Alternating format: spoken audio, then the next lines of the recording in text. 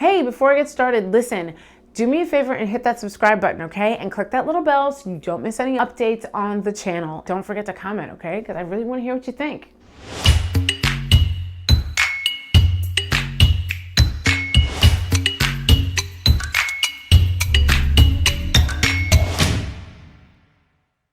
What's up, everybody? I'm Karen Mahorn, aka the Blerd Girl. Welcome back to my channel. And I am starting something new here. It's called Stream This, where I talk about all different kinds of things you can watch and stream while you are sheltering in place, as many of you are. I thought I'd start with anime. Okay, 3, 2, 1, let's jam. Okay, I cannot do a list like this and not bring up a classic like Cowboy Bebop. And it's funny because I've talked to people who've watched it now and they're like, I don't get it. And I'm like, I don't understand what you don't get. The big deal with Cowboy Bebop was the jazz, was the bebop, was the music, was the cool. And I think a lot of that is lost today because there's not much of that in anime now. But when it came out, when it dropped, it was literally the coolest thing with some of the most amazing music. And if you are a music head and you are not sure if you're really that much into anime, this is what you watch. It's about a crew of bounty hunters. Only Spike Spiegel really has an arc, really. Everybody else, each of the episodes are more like standalone. So Cowboy Bebop is a classic. You shouldn't just watch it, you should own it because it's that important to anime. Next up is Blockade Battlefront. First of all, it's been a minute since I've enjoyed comedy in an anime. It takes place in New York, obviously a future New York that has had a horrible, basically, rift. The spiritual world is now existing on the mortal plane at the same time. And one of the nexuses that this happens is in Manhattan, which is now called Salem's Lot.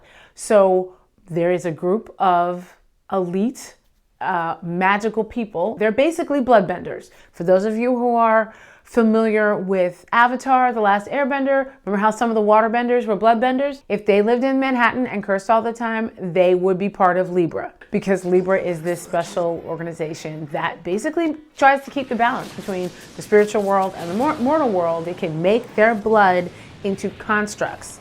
Kind of like Green Lantern can use his ring to make it into constructs. Some can turn their blood into ice, some can turn it into fire. There is a main character called Leonardo Watch. He's not a bloodbender at all, actually. He has been given the all-seeing eyes of the gods. A god, we don't know which one, has basically taken his sister's sight and given him the all-seeing eyes in return. And why he's in Salem's Lot is that he's trying to find a way to get rid of these things so he can get his sister's sight back. It doesn't quite work that way. So basically, he teams up with Libra to help keep the balance and help solve crimes, but he's still a teenager, he's still a kid. It's written really well. It's just a motley crew of characters and they're all hilariously funny. Some of the dialogue is just, it's classic. Leo is a lot of fun, but he cries a lot, kind of like Deku. Also, Studio Bones. I told you I'm a Studio Bones fan. Blockade Battlefront, definitely add that to the list if you haven't watched that yet. Staying in the here and now, I would be remiss if I did not talk about My Hero Academia. And I'm not just jumping on the bandwagon with this one. I was one of the last people to watch it because I felt like it was just a lot of people rah-rahing, a show that might be mediocre. It's not mediocre. It's amazing.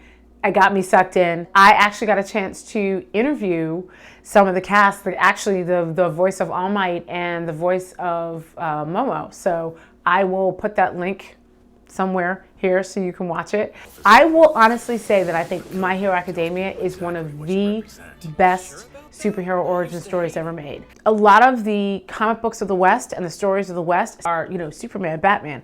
I'm here, everybody else is here. I'm the hero, everybody else is here. My Hero Academia definitely brings it back down to earth and goes, even though you don't have powers, if you have a good heart and you are really trying to do the right thing and really trying to help your neighbor, you can also be a hero. Just in general, it's just a feel-good show. You will get tired of Deku crying. It happens a lot. I'm a huge fan of just about every character in here, especially the secondary characters. The school nurse. Her power is the fact that she can kiss it and make it better. Literally, she heals the children by kissing the boo-boos and making it better. And then they have a police dog that is actually a dog that is a policeman. I'm just a sucker for stuff like that. But not everybody becomes a hero, because somebody might have the power to like move clouds or something, which is not helpful. Unfortunately, Deku doesn't have powers, and he is gifted them by All Might. But there is a price, and just like in everything else, again, a lot of death, a lot of violence. Anime, you know, My Hero Academia, a lot of fun. Last but not least is Demon Slayer. Again, I was late to the party on this one because I wasn't quite sure. You heard me talk about my classic anime that I love, that I always go back to. Demon Slayer took me a minute, but once I was in, I was in. This is an amazing show. Different take on a zombie story. These are demons who, yes, if they bite you, you will also turn into a demon.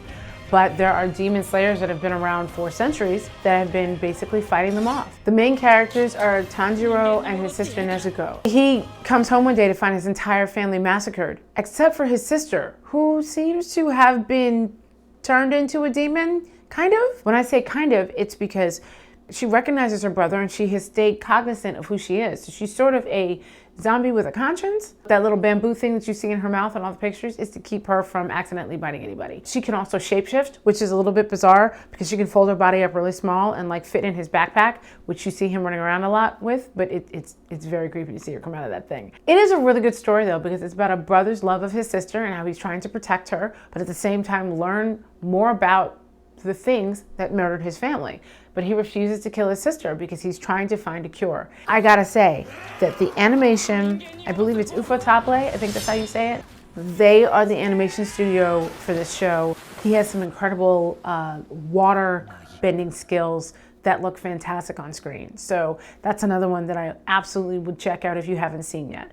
So what are you watching? What are your favorite anime? What are the things that you absolutely are your go-to anime if you're having a bad day, or if you just need to spend some time, or if you're sick at home and recovering? Somebody out there might want to hear your list too. So please give me your list in the comments. Also, if you like the content that I'm creating here and across social, do me a favor, support me on Ko-fi. I now have an active Ko-fi page and you can buy me a cup of coffee. And please subscribe, click that little bell so you don't miss any upcoming episodes, and tell your friends. Let everybody know that I got some more videos coming out. See you on the internet.